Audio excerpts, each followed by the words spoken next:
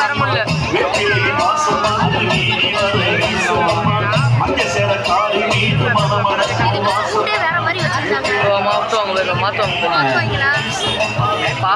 அன்னதான பூஜை மட்டும் அனைத்து ஏற்பாடும் செய்து கொண்டு இருக்கிறோம். பக்த கூடிய அனைவரும் இந்த கொடையெல்லாம் பிடிச்சிங்கன்னா கொஞ்சம் கொடையை இறக்கிங்க.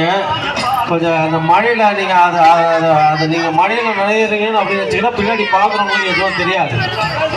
இன்னும் சிறிது நேரத்தில் திரு அண்ணன் ஜெயம் சேகர் அவர்களால் சிறப்பான அன்னதானம் நடைபெற உள்ளது. அனைத்து பக்த கோடிகளும் அன்னதானம் பெற்று மிக மனமகிழ்வு சென்று கொள்ளுமாறு வேண்டி விரும்பி கேட்டுக்கொள்கிறோம்.